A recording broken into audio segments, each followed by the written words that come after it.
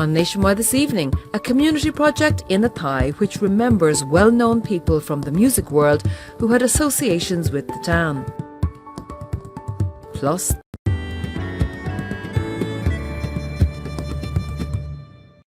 you're very welcome back to a musical themed Nationwide, and our next story comes from this town, the town of Athy in County Kildare. Now, it may surprise you to know, but the town has very strong connections with rock and with popular music. You're talking about names such as Johnny Marr from the Smiths, Manny from the Stone Roses and Johnny Cash. Well, to celebrate these connections, the townspeople have erected plaques which you can see. Mary Fanning has the story.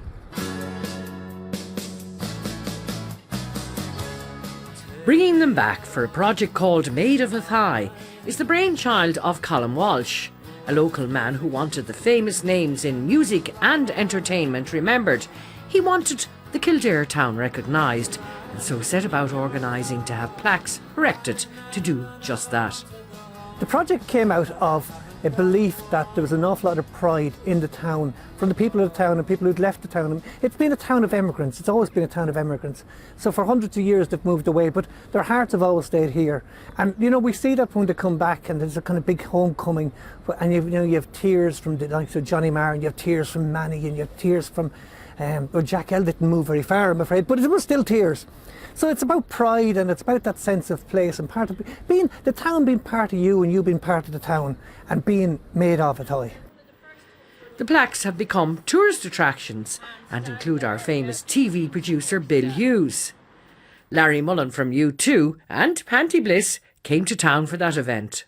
The Bill Hughes day was brilliant. He had Panty Bliss unveiling the plaque, which was great fun, and she was great fun. And then Larry Mullen Jr. and his wife Anne came down, and that just added to the whole occasion. And there was like pictures taken, and there was so much patience, and the signed autographs long into the night. And had a few drinks at O'Brien's. Lovely night.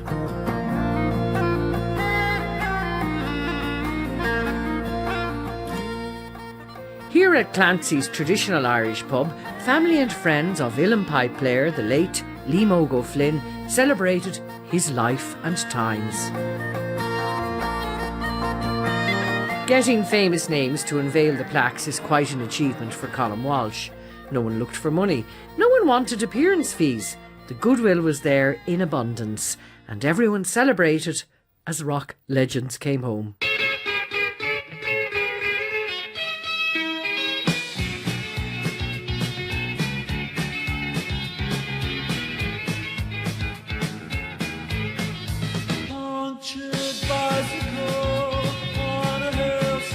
This really was the big one. Johnny Marr, I mean, a legend, isn't he? That was some achievement. Absolutely delighted with this, because to men of a certain age, Johnny Marr is the king of music. You know, he had the Smiths, and then he was in electronic, he plays on all the Pet Shop Boys, he even plays on Kylie Minogue records.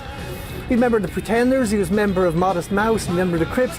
This is the man, Oscar nominated for his work with Hans Zimmer on Inception. Johnny Marr, Made of Athy, is a great musician.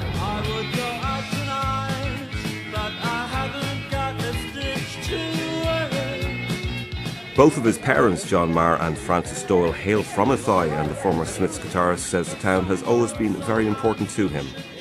As places to come from, it's one of the best, you know, so I'm very proud. I found it almost overwhelming seeing all these faces that I've turned out.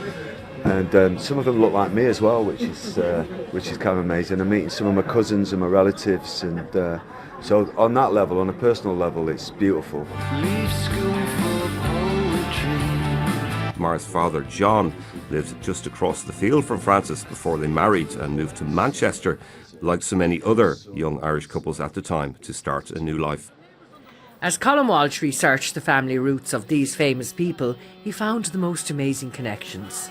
The plaque commemorating Manny from the Stone Roses rock band is placed where his mother got the bus to London when she emigrated, and both he and Johnny Marr come from the same housing estate. Today's the day she swore to steal what she never could own. Just out the road, a little council estate called Knockrow and McGaney. Number 2, Manny from the Stone Roses, his mother grew up. Number 7, Johnny Marr from the Smiths grew up. great pals growing up, and then go and live within 5 miles of each other in Manchester. And when Manny came to town, the star's Twitter went viral. So anyway, Manny was here, and he tweeted that he was here and he was getting the plaque, and he got this huge response, largest response he's ever gotten to a tweet, and it came from people like Primal Scream and the Rolling Stones. All wanted to wish Manny very, very well on his journey home. People here took a great shine to him, and he's coming back this summer now, he says, for fishing and drinking, so we'll see how that goes. The list of famous names commemorated in Athy include band leader Joe O'Neill, singer Jack L, one of the hugely popular ones with the townspeople, and a mighty session of music followed his plaque unveiling. Down the streets we used to play,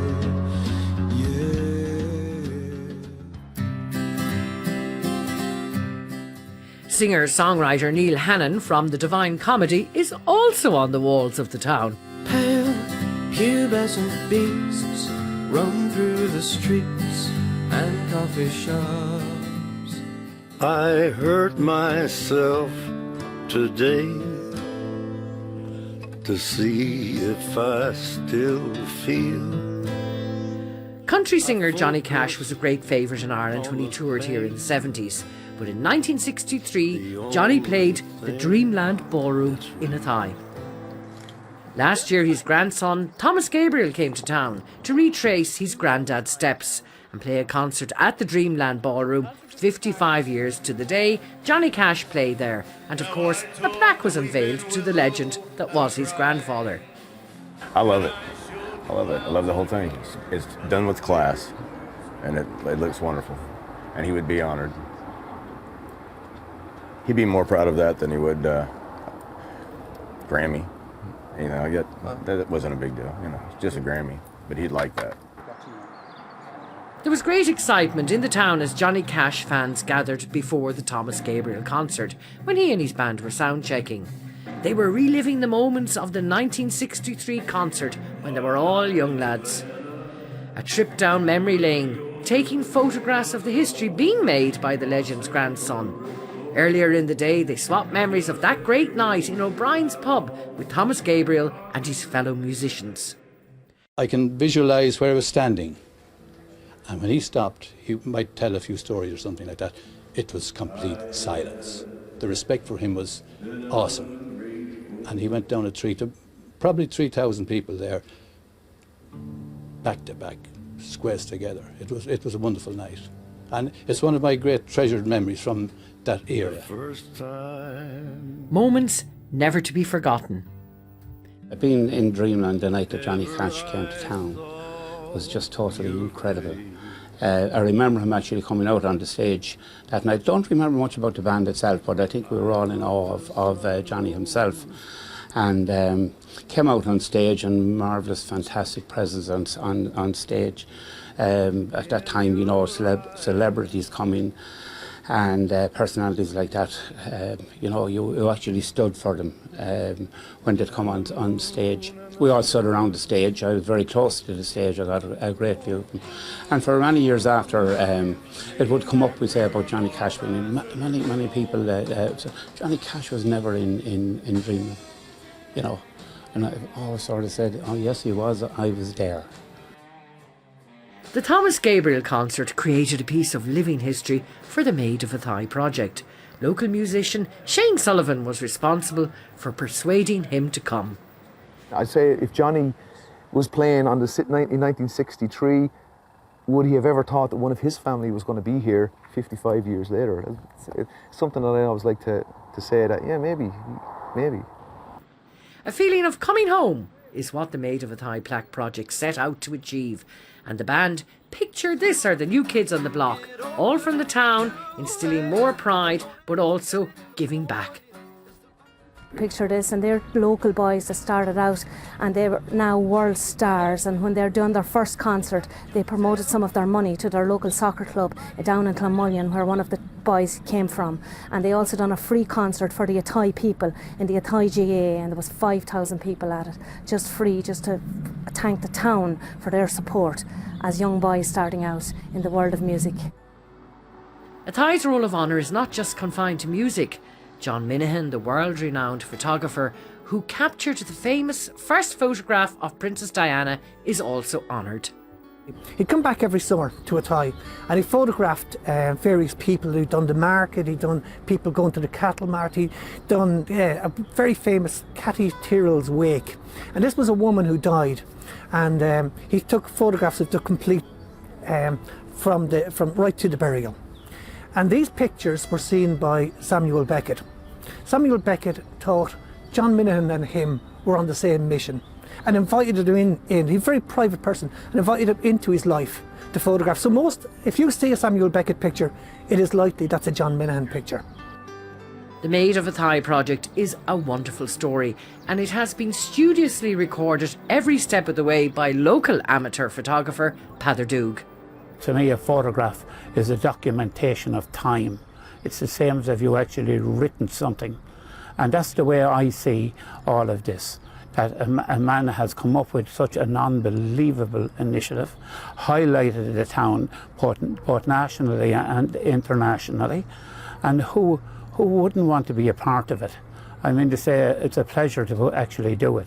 I know every time I pick up my camera to take a photograph, I'm actually writing something down. Colm Walsh has brought the good and the great back to their town, and the presence of such famous stars and their families have created a nice economic spin-off for the locality, and they're not finished yet.